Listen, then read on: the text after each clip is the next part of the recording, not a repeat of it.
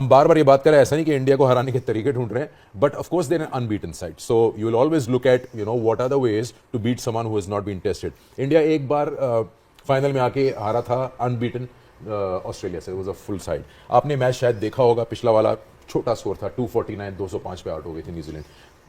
Wicket spinners हुलूस की. What can they do differently in terms of mindsets before taking that flight tomorrow? Just look at the Australian team, what they have done to India team. I think I think ये भूल जाना चाहिए कि India है सामने. ये भूल जाना चाहिए कि आप लेसर हैं या आप अच्छे नहीं हैं. आई थिंक सेंटनर के अंदर वो बिलीफ सिस्टम मुझे नज़र आया आज एज अ कैप्टन कि यार वो चाहता है कि मैं टाइटल जीत जाऊँ. I think but you have to do the right thing at the right times. At the same time I think you're gonna have to bear the onslaught. जब रोहित शर्मा ऑनस्लॉट पे जाएगा वो आपको न्यूट्रलाइज करेगा, आपकी स्पिन बॉलिंग को, specially Sander के पे अटैक करेगा वो. Let's presume that. I think वहाँ पे आपको संभालना, अपने कैरेक्टर को, अपनी टीम को संभालना है. आई थिंक देखें यार, इट्स अगर आप अभी पूछते हैं तो 70-30 है. अगर ऑड्स अगर आप देखते हैं तो India looks far better side. ठीक है, when it comes to batting in the spinners and comes to maturity, तो मुझे लगता है कि यार they are far better side. But if you bring a game to that day, on that day, and you think that यार now we thoroughly deserve that after 35 years और 40 years, यार हम कोई वर्ल्ड कप नहीं जीते तो इसका ये मतलब नहीं है कि वो अच्छी टीम नहीं है. ठीक है.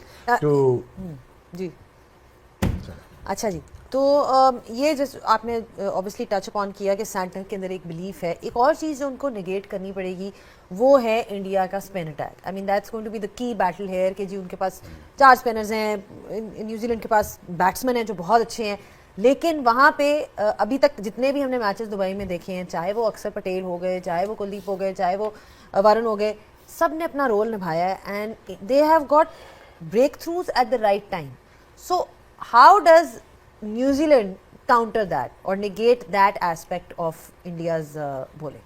देखें, जो हम भी क्रिकेट खेले हैं यूएई में, स्पेशली दुबई वाले वेन्यू पे, और जो इंडियन टीम खेली है, जो उनको सेपरेट करती है दूसरी टीम से, दूसरी टीम्स के बैटर से, वो ये करती है कि उनकी स्ट्राइक रोटेशन बहुत अच्छी है. वो स्ट्राइक रोटेशन जो है ना, वो बहुत बड़ा जो है वो रोल है वहाँ पे टारगेट को अच्छी जगह पे लेके जाना. If you batting first and if you chasing, वो और ज़्यादा इंपॉर्टेंट हो जाता है. तो वो जो स्ट्राइक रोटेशन है वेरी वेरी इंपॉर्टेंट. और दूसरा, जो स्मिथ ने इनिंग्स खेली है, जो 5th फील्डर था, ही टुक दोज रिस्क्स. वो डाउन द विकेट आए, उन्होंने गैप्स में जो बड़ी पॉकेट्स हैं वहाँ पे जाके उन्होंने प्लेस किया, उन्होंने 2 runs लिए. ये दूसरी वाली चीज़ है. तीसरी चीज़ ये है कि जो भी न्यूजीलैंड का batter, if whoever gets into 30s 40s, वो उसकी कोशिश ये होनी चाहिए कि वो उसको 80s में लेके जाए, 90s में लेके जाए, और अगर अच्छा खेले तो 100 में लेके जाए. वो ये उसकी रिस्पॉन्सिबिलिटी हो गए. वो आप डिफाइन नहीं करेंगे किसी भी बैटर को आपके पहले से 6 तक. हुएवर गेट्स इनटू 30s और 40s, उसकी रिस्पॉन्सिबिलिटी होनी चाहिए कि वो 80s और 90s या 100 तक वो लेके जाए.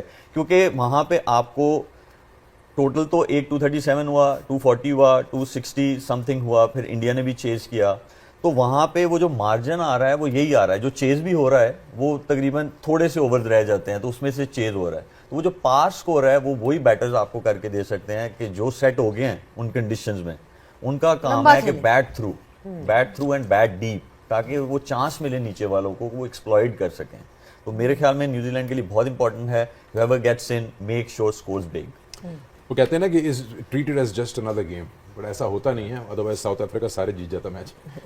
लेकिन कहीं ऐसा फील होता है कि जो भी टीम जा रही है दुबई, एक चीज लेके जा रही है माइंड में कि जी उनके पास एडवांटेज है होम का. अगर इसको एरेज कर दे, स्किल दोनों टीम के पास है, दोनों बेस्ट फील्डिंग साइड्स हैं, दोनों के पास बॉलर बैटर सब कुछ है. I think it's about what you take here on the day. देखें, प्रेशर बड़ी स्टेज पे जब आप फाइनल खेलते हैं तो दोनों टीमें फील करती हैं, क्योंकि वो lot of things on stake है कि आपने ट्रॉफी उठानी है या नहीं उठानी, क्योंकि लोग चैंपियन को याद रखेंगे. मुझे नहीं लगता कि इस वक्त न्यूजीलैंड को ये सोचना चाहिए कि वो फाइनलिस्ट हैं और उनको कंडीशनल कोई डिसएडवांटेज है. वो वहाँ पे खेल चुके हुए हैं, they been to UAE many times, इन प्लेयर ने बहुत ज़्यादा क्रिकेट वहाँ पे खेली भी है. मुझे लगता है कि इस वक्त it's all about how they can win against one of the team जो अब वहाँ पे रूल कर रही है. इस वक्त कोई भी टीम कुछ भी कर रही है, वो चेस करके भी जीत रहे हैं और पहले बैटिंग करके भी जीत रहे हैं. इंडिया और न्यूजीलैंड के दरमियान चैंपियन ट्रॉफी का फाइनल इतवार के दिन खेला जाएगा। इससे पहले खेले गए ग्रुप स्टेज के मैचेस में इंडिया ने न्यूजीलैंड को शिकस्त दी थी। इंडिया जो कि ऑस्ट्रेलिया को शिकस्त दे के फाइनल में क्वालिफाई करके आया है, जबकि न्यूजीलैंड ने साउथ अफ्रीका को शिकस्त दी थी। इस हवाले से पाकिस्तानी मीडिया, मोहम्मद हफीज़, शुएब अख्तर और शुएब मलिक का कहना है कि इंडिया की टीम बहुत मजबूत है और हमें लगता है इंडिया चैंपियन ट्रॉफी का सेमीफाइनल जीत जाएगा, क्योंकि इंडिया के पास स्पिन बॉलिंग बहुत अच्छी है और विराट कोहली की फॉर्म बहुत अच्छी चल रही है। तो दोस्तों, हमें कमेंट सेक्शन में आप बताइएगा आपके ख्याल से कौन सी टीम जीतेगी।